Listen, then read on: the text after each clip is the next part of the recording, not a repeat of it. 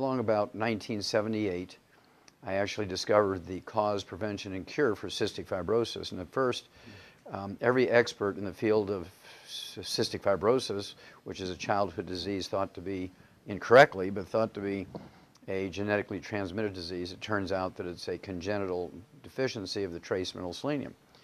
And I proved this, got experts to agree on my cases of cystic fibrosis in primates. I was working at the Yerkes Regional Primate Research Center in Atlanta, Georgia for Emory University and NASA at the time. And I'd been in the orthodox medical field for many, many years. And the book that I had written on some of my projects, one of these big 1,200-page reference books, is in the Smithsonian Institute as a national treasure, right? And they fired me because they said, well, you got to be sniffing glue because everybody knows this is a genetically transmitted disease and you're going off on a tangent. So they fired me. They didn't leave it go at that. I went and I actually got another job at St. Louis University as the director of their laboratory animal facilities, and NIH chased me and said, we'll defund you guys if you hire him. So they fired me again. I wasn't even unpacked, right? So I knew this was going to be a disaster.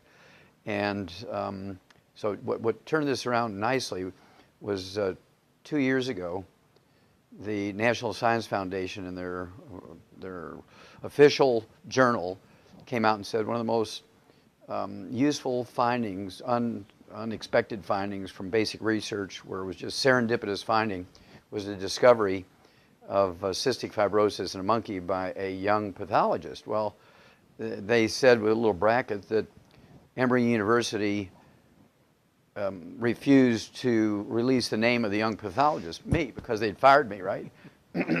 So we're in the process of getting the record corrected and so forth.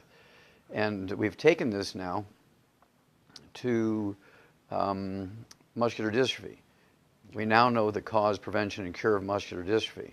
We've known it for 60 years in the livestock industry, and of course, the medical system, well, they dismiss that, well, that's in animals, not true in people. Well, I spent 2 weeks in a county in which a significant number of kids are born with muscular dystrophy, and we're able to reverse it quite simply with supplementation, and certainly preventable because Purdue University has already done the groundwork in the animals in the area, and because these minerals are missing in the soil, they couldn't raise livestock. So Purdue University found out 50 years ago if you add these minerals to their feed, no muscular dystrophy.